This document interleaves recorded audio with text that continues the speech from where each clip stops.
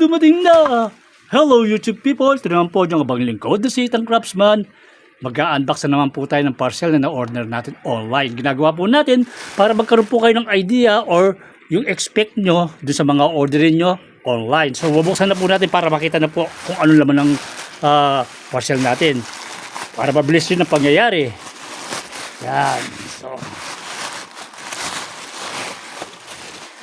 po yung ginagawa natin para po meron kayong guide. Then, para makita nyo kung ano to, yung cable. Don't forget to bali 7 meters yan. Meron 11 meters, may 10 meters, at may 7 meters. 7 meters po itong order natin na original with electrode holder and connectors, universal welding. So, buksan na po natin ang ano, ito pong itsura niya. Yan ang ano niya, yan ang kasama. Ang kagandahan po sa na-order natin ay meron po siyang free ito, alam niyo po kung ano to, bali, angle, 45 degree na, magnet, angle magnet, na pagka nag-ano ka sa bakal, para po makuha mo yung 45 degree, kasama po to, kasi kung bibili mo po sa parado, ito talaga may cost po to.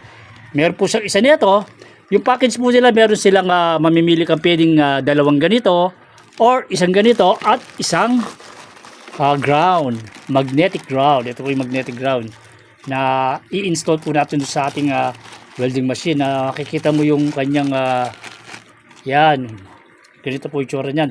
Yung wire ng ating ground ay ilalagay natin dito, tapos ito magnet yan. So para makita nyo yung sinasabi ng inyong abang lingkod ay itong magnet na to. So magnet rin to, magnet. Oh, yung gano'n ka katibay po ng ano niya, bago mo mai-release. Oh, kaya it means ayan, to naka-attach yun dito sa mismong bakal nyo. Don't forget Hindi po gagalaw yung ground nyo. Napaka-importante po nito kasi yung ginagamit natin ng clip ground, minsan po naglo-lose yun eh. Kaya tatry po natin kasi marami na po nakitang review na napakaganda daw ng magnetic na ground. Kasi lalo pagka ang ginagawa mo ay overhead, ang hirap mong ano yung ground mo. Ito, at least pagka dinikit mo ng ganun sa bakal, so lumilitaw na kagad yung kumbaga nagkakaroon na ng connection. So ito yung dalawang pinaka-previous yan. Kumbaga marami sa mga store na nakita ko na nag-o-offer po ng ating cable with electrode. Ito yun Pero ang wala po silang libreng ganun. Wala silang previous. So ito po 7 meters yan. At kung makikita nyo, ito yung tinatawag nila na ng quick coupling. Yung sa mga welding machine na mabibili natin na inverter, ay ganito po yung mga connectors niyan. Kaya always check muna, check nyo po muna yung talagang connectors niya. Ito yung nakalagay na code niya. Meron po nakasulat dyan. Ayan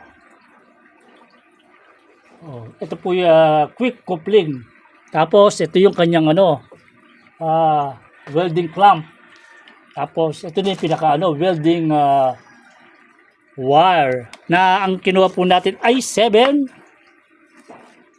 meters. Ito pa lang 9 mm or 0.35 plug diameter ang tawag niya. Push connector ang sukat ng tawag nila dito. Para po may informasyon tayo. Industrial grade black gold electrode holder. Ito. Yun. This is Ethan Craftsman. Yung welding clamp na naglalagay ng welding electrode.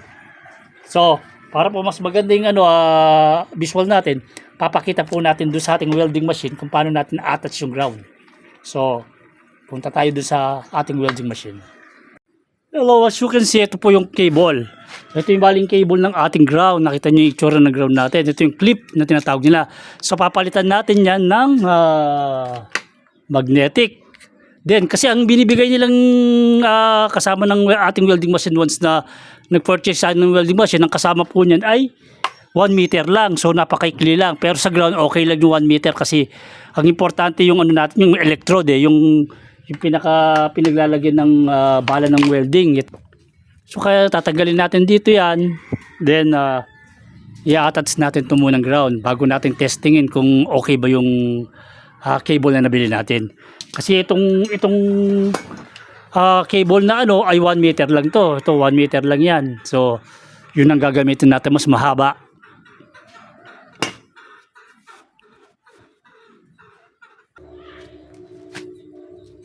So, nailagay na po natin yung ano. Ayan, baling ano, ganyan ang pagkalagay.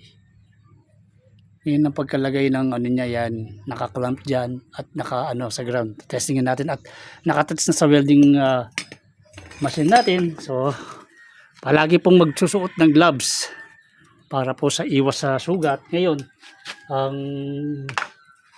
ito po yung ano natin na welding cable na ano na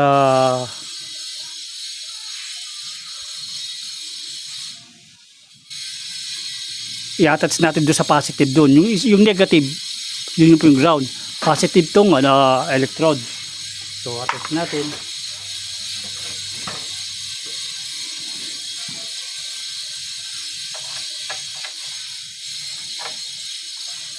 Yan, ngayon, i-plug in natin para makita natin yung on natin. Don't forget to like, subscribe, So, nakikita and nyo po yung comment as ground. well. This is Riton Craftsman. Yun. Keep safe and Yan God po bless. ang ating welding rod. At itatry na natin.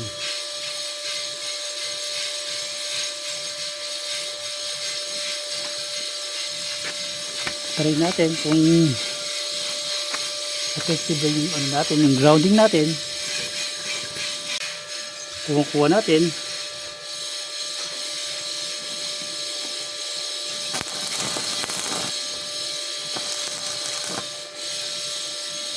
Kita nyo yung ano niya, yung response niya. Napakaganda. Yun o. Nakuha natin yung mismong po 45 degree ng ano ang at kaganda nito sa ground. Pagka ano, tatanggalin mo lang ng ganyan.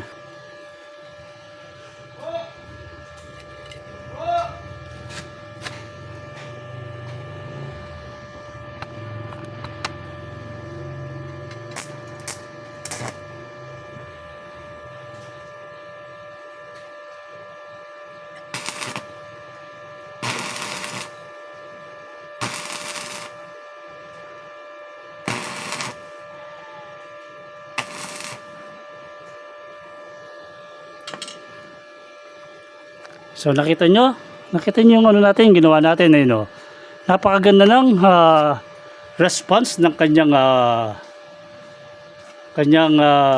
ground at ang kanyang electrodes. Ito yung ginagamit natin. So isa lang ang masasabi ko sa Comment as well. produktong ito, itong na-order natin na cable ay it's amazing at na talaga useful yan. Kumbaga yung range na isipin mo yung hanggang 7 meters ang aabutin ng cable natin. So hindi na natin ginagawa yung papalit-palit tayo ng ano ng cable o kaya binibitbit natin yung welding machine natin na ililalapit natin dahil 1 meter lang yung cable natin. Ngayon, dahil maganda tong response na nakita natin dito sa cable, kukuha naman tayo niyan yung ground na 3 meters, na pang 3 meters naman. Na ano, o kaya 7 meters uli na i-attach natin kasi natatanggal lang naman yung ground. Pero itong 1 meter, medyo okay na kasi gagamit ka naman ng Don't forget to masabi natin na bakal na subscribe pag-aano ng ground and natin. comment as well. Kahit na anong This is Riton mahabang bakal Craftsman. na pwede mong isandal doon sa Keep ginagawa mo. safe Ang importante and God yung itong bless. cable na to ang mahaba para hindi ka yung welding machine mo malayo sa iyo.